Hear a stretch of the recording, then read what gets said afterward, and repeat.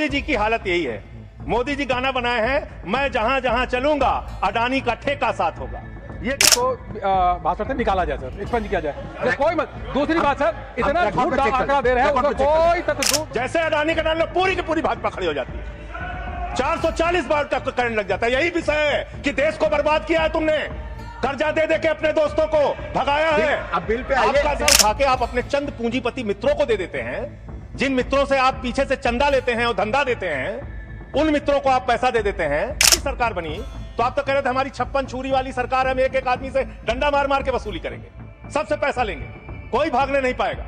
लेकिन आपके राज में, मोदी जी के राज में 9,000 करोड़ रुपए लेके विजय माल्या भाग गया, 20,000 करोड़ रुपए के लेके नीरव मोदी मेहुल चौकसी भाग गया, 6,000 करोड़ रुपए लेके नितिन संदेशरा भाग गया, 2,500 करोड़ रुपए लेके ललित मोदी भाग गया। ये बड़े बड़े जो हजारों करोड़ रुपए के लुटेरे थे, हिंदुस्तान से भगाया किसने इनको? आपने भगाया। ये गुनाह आपने किया। कहते हेयर कट क्या है, हेयर कट क्या है, हेयर कट क्या है। हेयर कट का तो मतलब था मामूली सी छूट देनी है, ज्यादा वसूलना है। आपने तो पूरा गर्दन कट कर दिया, पूरा गर्दन कट। तो ये हजारों करोड़ के जो बकायेदार इनके पासपोर्ट जब्त करो ना। संजय सिंह के तो पासपोर्ट आपने जब्त किए हैं, एक एक सांसद के पासपोर्ट आपने जब्त किए हैं। इन डकैतों के पासपोर्ट क्यों नहीं जब्त किए आपने? इन डकैतों के पासपोर्ट क्यों नहीं जब्त किए आपने? नहीं जब्त किए।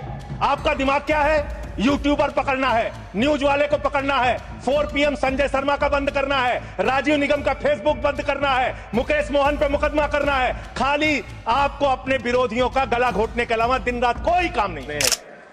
इस महत्वपूर्ण बिल पे मुझे अपनी बात कहने का मौका दिया। मान्यवर, ये बिल कुल मिलाकर है क्या? बड़े बकाए कर्जदारों को, जो बड़े बड़े कर्जा लेके बैठे हुए लोग हैं, उनको आप संरक्षण देने का काम इस बिल के माध्यम से कर रहे हैं। और मैं इसको इस रूप में भी कहूंगा कि बैंकों में आम आदमी का पैसा जमा है, मान्यवर, किसान का, मजदूर का, कर्मचारी का, लाखों करोड़ रुपए जमा रहता है। वो पैसा आप गरीब आदमी को नहीं देते, उनके रोजगार के लिए नहीं देते, MSME सेक्टर के लिए नहीं देते। वो पैसा उठा के आप अपने चंद पूंजीपति मित्रों को दे देते हैं, जिन मित्रों से आप पीछे से चंदा लेते हैं और धंधा देते हैं, उन मित्रों को आप पैसा दे देते हैं।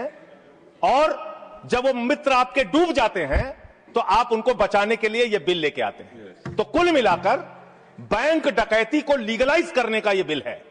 बैंकों पर जो डकैती हो रही है आपके दोस्तों के द्वारा, आपके मित्रों के द्वारा, उसको लीगलाइज करने का काम इस बिल के माध्यम से आप कर रहे हैं।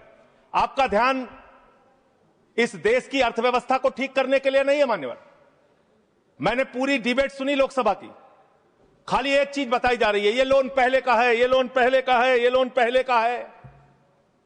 लेकिन मैं आपसे पूछना चाहता हूं, जब आपकी सरकार बनी तो आप तो कह रहे थे हमारी 56 छुरी वाली सरकार है, हम एक एक आदमी से डंडा मार मार के वसूली करेंगे, सबसे पैसा लेंगे, कोई भागने नहीं पाएगा। लेकिन आपके राज में, मोदी जी के राज में 9,000 करोड़ रुपए लेके विजय माल्या भाग गया, 20,000 करोड़ रुपए के लेके नीरव मोदी मेहुल चौकसी भाग गया, 6,000 करोड़ रुपए लेके नितिन संदेशरा भाग गया, 2,500 करोड़ रुपए लेके ललित मोदी भाग गया। ये बड़े बड़े जो हजारों करोड़ रुपए के लुटेरे थे, हिंदुस्तान से भगाया किसने इनको? आपने भगाया। ये गुनाह आपने किया। इसलिए आपको देश की अर्थव्यवस्था को ठीक करने का आपकी मंशा नहीं है। आपकी जो 56 छुरी वाली सरकार थी, उन्होंने तो इन लोगों को भगाने का काम किया, इन लोगों को निकालने का काम किया, सेफ पैसेज देने का काम किया। देश की जनता लूटी गई, बैंकों को आपने खाली करने का काम किया। और ऑथेंटिकेट करते हुए मैं आपको बताऊंगा मान्यवर, ये आपका लोकसभा में दिया गया सरकार का उत्तर है, मेरे घर पे नहीं बना। इसमें आप लोगों ने साफ तौर पे बताया है कि आपने करीब करीब 70% कर्जा, 5,44,000 करोड़ में से मात्र 1,60,000 करोड़ रुपए आपने कर्जा वसूला और बाकी सब का सब आपने माफ कर दिया। ये तो बड़ी अच्छी स्कीम है आपकी, बहुत अच्छी स्कीम है। यही स्कीम आप किसानों के लिए लाइए, यही स्कीम आप मजदूरों के लिए लाइए, रेहड़ी पटरी वालों के लिए लाइए, छात्रों के लिए लाइए, छोटे दुकानदारों के लिए लाइए। और कहिए कि अगर 1 लाख रुपए किसी किसान का बाकी रहेगा, 30,000 रुपए दे दे, उसका बाकी कर्जा माफ। कहिए कि अगर 1 करोड़ रुपए किसी दुकानदार का, छोटे व्यापारी का माफ रहेगा, बकाया रहेगा, उससे 30 लाख रुपए लेके 70 लाख रुपए माफ। क्योंकि यही काम तो किया है आपने। आंकड़े पढ़ रहा हूं मान्यवर, ध्यान से पूरे देश को सुनना चाहिए क्या है आपकी असलियत। आपने भूषण स्टील का 54,000 करोड़ रुपए कर्जा बकाया था, 42,000 करोड़ रुपए आपने वसूला, 23% आपने माफ किया। एसआर का, भूषण स्टील का 57,000 करोड़ रुपए बकाया था, 35,000 करोड़ वसूला, 38% आपने माफ किया। 8,000 करोड़ रुपए ज्योति स्ट्रक्चर्स का बकाया था, 55% आपने माफ किया। 91,000 करोड़ जीएचएफएल का बकाया था, 60% आपने माफ किया। भूषण पावर का 48,000 करोड़ रुपए बकाया था, 19,000 करोड़ रुपए वसूला, 60% माफ किया। इलेक्ट्रो स्टील्स का 14,000 करोड़ रुपए बकाया था, 5,000 करोड़ रुपए लिया, 62% आपने माफ किया। मोनेट इस्पात का 11,500 करोड़ रुपए बकाया था, 2,800 करोड़ रुपए वसूला, 75% कर्जा आपने माफ किया। एमटेक का 13,500 करोड़ रुपए बकाया था, 2,700 करोड़ रुपए वसूला, 80% आपने माफ किया। आलोक इंडस्ट्रीज का 30,000 करोड़ रुपए बकाया था, 5,000 करोड़ रुपए वसूला, 83% आपने माफ किया। लैंको इंफ्रा का 47,000 करोड़ रुपए बकाया था, 5,300 करोड़ रुपए आपने वसूला, 88% कर्जा आपने माफ किया। वीडियोकॉन का 46,000 करोड़ रुपए बकाया था, 2,900 करोड़ रुपए वसूला, 94% कर्जा आपने माफ किया। एबीसी शिपयार्ड का 22,000 करोड़ रुपए बकाया था, 12,000 करोड़ रुपए वसूला, 95% आपने माफ किया। आपने श्रीवास्तव इंडस्ट्रीज का 4800 करोड़ रुपए बकाया था, 320 करोड़ रुपए आपने वसूला, 95% कर्जा आपने माफ किया। मान्यवर, अभी हमारे मित्र पूछ रहे थे हेयर कट क्या है, हेयर कट क्या है, हेयर कट क्या है। हेयर कट का तो मतलब था मामूली सी छूट देनी है, ज्यादा वसूलना है। आपने तो पूरा गर्दन कट कर दिया, पूरा गर्दन कट, यानी कि बड़ा हिस्सा कर्जे का माफ कर दिया और मामूली हिस्सा कर्जे का आपने वसूला। और अगर मैं आपसे यह कहूं कि इसमें आपने रिश्वतखोरी की, भ्रष्टाचार किया, चंदा लेके धंधा दिया। आपने एक ही खाली कंपनी का नाम लूंगा, भूषण स्टील का, जो टाटा को गई, 1,500 करोड़ रुपए का चंदा भारतीय जनता पार्टी को टाटा से इलेक्टोरल बॉन्ड और बाकी चीजों के नाम पे आपको मिले हैं। आप पैसा ले लेके इन लोगों का बड़ा बड़ा कर्जा माफ करवा रहे हो, रिश्वत ले लेके इन लोगों का बड़ा बड़ा कर्जा आप माफ करवा रहे हो। आपका ध्यान देश की अर्थव्यवस्था ठीक करने में नहीं है, पूंजीपतियों को खाली हर तरह से फायदा पहुंचाने में है। एक गाना था मान्यवर, तू जहां जहां चलेगा मेरा साया साथ होगा। मोदी जी की हालत यही है। मोदी जी गाना बनाए हैं, मैं जहां जहां चलूंगा अडानी का ठेका साथ होगा। ये क्या है? ये क्या है? बांग्लादेश की यात्रा किया 2015 में, अडानी को ठेका मिल गया। श्रीलंका की यात्रा की 2021 में, अडानी को वहां ठेका मिल गया। तंजानिया की यात्रा की 2023 में, अडानी को वहां ठेका मिल गया। केन्या की यात्रा की 2023 में, अडानी को वहां ठेका मिल गया। नेपाल की यात्रा की 2023 में, अडानी को वहां ठेका मिल गया। मलेशिया में 2017 में यात्रा की, अडानी को वहां ठेका मिल गया। 2018 में सिंगापुर की यात्रा की, अडानी को वहां ठेका मिल गया। सर दिखाई नहीं पड़ रहा हूं मैं सर? अडानी को वहां ठेका मिल गया। वियतनाम की यात्रा की 2024 में, अडानी को वहां ठेका मिल गया। इजराइल की यात्रा की 2017 में, अडानी को वहां ठेका मिल गया। तू जहां जहां चलेगा मेरा साया साथ। कोई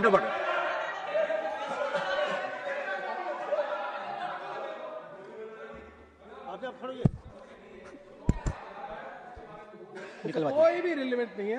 ये जो इरेलीवेंट जो इन्होंने उसको भाषण से निकाला जाए सर, एक्सपेंज किया जाए। कोई मत। दूसरी बात सर, इतना झूठ आंकड़ा दे रहे हैं, उसका कोई तथ्य दूर दूर तक नहीं है। रिकॉर्ड में चेक करेंगे, हम रिकॉर्ड चेक कर लेंगे। हाँ बोलिए। अडानी का नाम सुनते ही लोगों को 440 वोल्ट का करंट क्यों लग जाता है? मुझे तो समझ में नहीं आता। जैसे अडानी का नाम लो, पूरी की पूरी भाजपा खड़ी हो जाती है।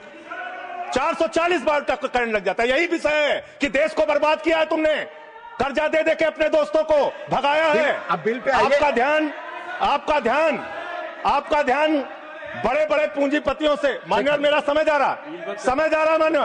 मान्यवर मेरा समय जा रहा है, मुझे बोलने दीजिए। मान्यवर, आपका दिमाग, हम चेक कर लेंगे। आपका दिमाग बड़े बकायेदारों से कर्ज वसूलने में नहीं है। अगर होता तो ये हजारों करोड़ के जो बकायेदार इनके पासपोर्ट जब्त करो ना। संजय सिंह के तो पासपोर्ट आपने जब्त किए हैं, एक एक सांसद के पासपोर्ट आपने जब्त किए हैं। इन डकैतों के पासपोर्ट क्यों नहीं जब्त किया आपने? इन डकैतों के पासपोर्ट क्यों नहीं जब्त किया आपने? नहीं जब्त किए।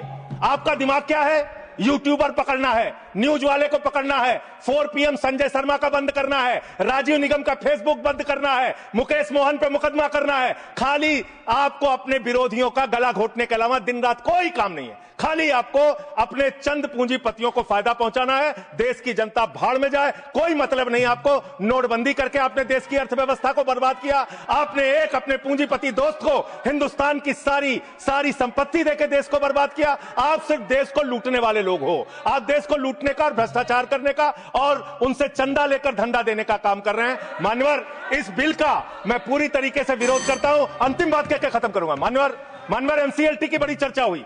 एनसीएलटी में मान्यवर 30, बस खत्म कर रहा हूं, सबको आपने ज्यादा टाइम दिया, मुझे भी एक आध मिनट दे दीजिए सर। एनसीएलटी में 30,000 केस पेंडिंग है सर।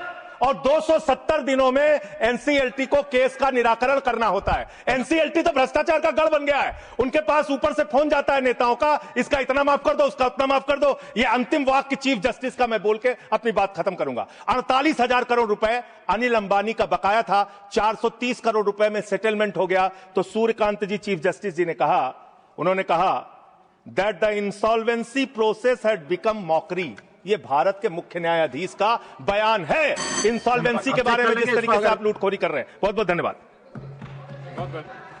श्रीमान अयोध्या रामिरेड्डी अला। Thank you sir.